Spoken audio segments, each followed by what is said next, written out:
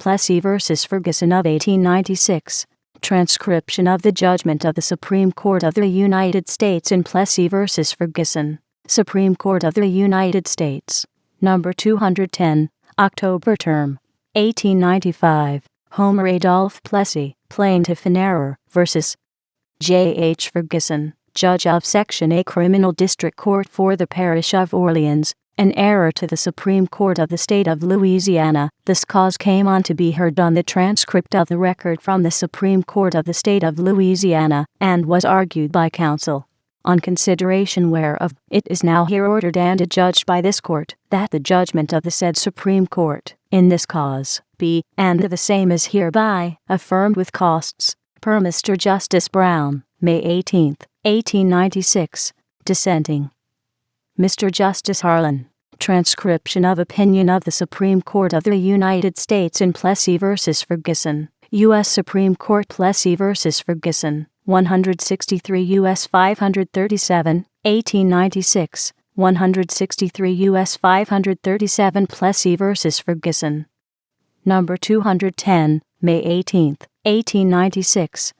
This was a petition for writs of prohibition and certiorari originally filed in the Supreme Court of the State by Plessy, the plaintiff in error, against the Honorable John H. Ferguson, Judge of the Criminal District Court for the Parish of Orleans, and setting forth, in substance, the following facts. That petitioner was a citizen of the United States, and a resident of the state of Louisiana, of mixed descent, in the proportion of 7/8 Caucasian, and 1/8 African blood, that the mixture of colored blood was not discernible in him, and that he was entitled to every recognition, right, privilege, and immunity secured to the citizens of the United States, of the white race by its Constitution and laws, that on June 7, 1892, he engaged and paid for a first-class passage on the East Louisiana Railway, from New Orleans to Covington, in the same state, and thereupon entered a passenger train, and took possession of a vacant seat in a coach, where passengers of the white race were accommodated, that such railroad company was incorporated by the laws of Louisiana as a common carrier, and was not authorized to distinguish between citizens according to their race. But, notwithstanding this, petitioner was required by the conductor, under penalty of ejection from said train and imprisonment, to vacate said coach, and occupy another seat in a coach assigned by said company for persons not of the white race, and for no other reason than that petitioner was of the colored race, that, upon petitioner's refusal to comply with such order, he was, with the aid of a police officer, forcibly ejected from said coach, and hurried off to, and imprisoned in, the parish jail of New Orleans, and there held to answer a charge made by such officer, to the effect that he was guilty of having criminally violated an act of the General Assembly of the state, approved July 10, 1890.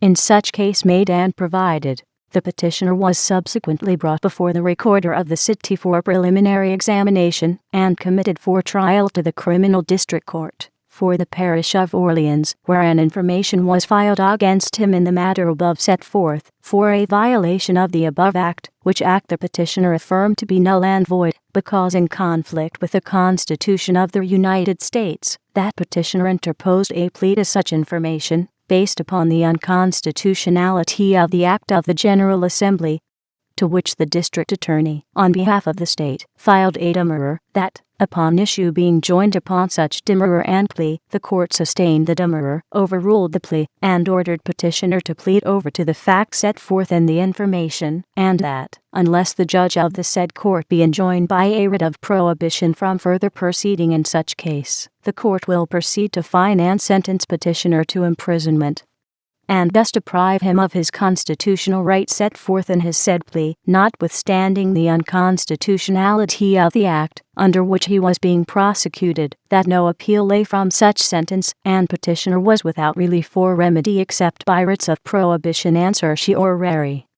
Copies of the information and other proceedings in the Criminal District Court were annexed to the petition, as an exhibit. Upon the filing of this petition, an order was issued upon the respondent to show cause why a writ of prohibition should not issue, and be made perpetual, and a further order that the record of the proceedings had in the criminal cause be certified and transmitted to the Supreme Court. To this order the respondent made answer, transmitting a certified copy of the proceedings, asserting the constitutionality of the law, and averring that, instead of pleading or admitting that he belonged to the colored race, the said Plessy declined, and refused, either by pleading or otherwise, to admit that he was in any sense, or in any proportion a colored man.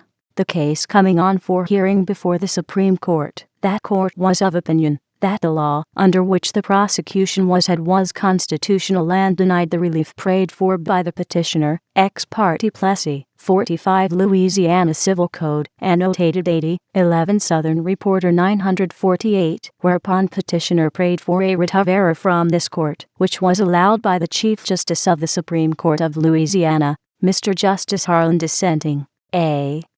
W. Tuorgy and S. F. Phillips, for plaintiff in error, Alex.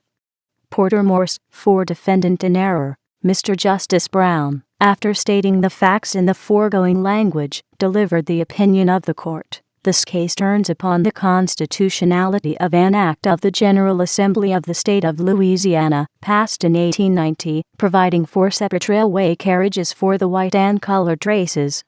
Acts 1890, number 111, page 152. The first section of the statute enacts that all railway companies carrying passengers in their coaches, in this state, shall provide equal but separate accommodations for the white and colored races, by providing 2 or more passenger coaches for each passenger train, or by dividing the passenger coaches by a partition, so as to secure separate accommodations, provided that the section shall not be construed to apply to street railroads.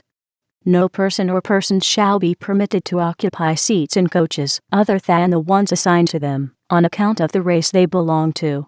By the second section it was enacted that the officers of such passenger trains shall have power, and are hereby required to assign each passenger to the coach or compartment used for the race to which such passenger belongs. Any passenger insisting on going into a coach or compartment to which by race he does not belong, shall be liable to a fine of $25, or in lieu thereof to imprisonment for a period of not more than 20 days, in the parish prison.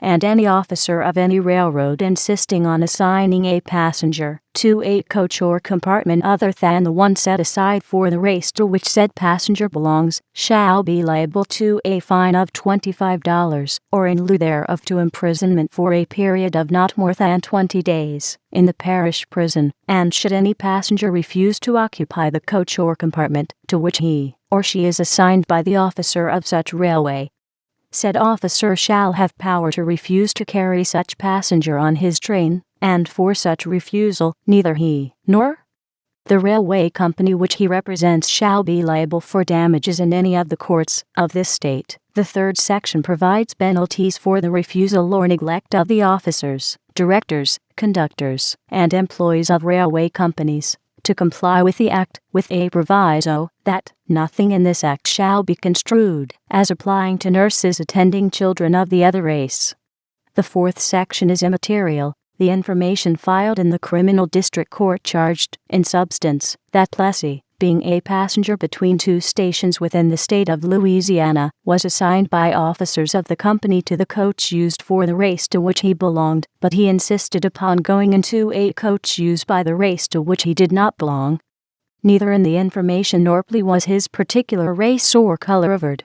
The petition for the writ of prohibition averred that petitioner was 7/8 Caucasian and 1/8 African blood, that the mixture of colored blood was not discernible in him, and that he was entitled to every right, privilege, and immunity secured to citizens of the United States of the white race, and that, upon such theory, he took possession of a vacant seat in a coach where passengers of the white race were accommodated, and was ordered by the conductor to vacate said coach and take a seat in another, assigned to persons of the colored race, and, having refused to comply with such demand, he was forcibly ejected, with the aid of a police officer, and imprisoned in the parish jail, to answer a charge of having violated the above act.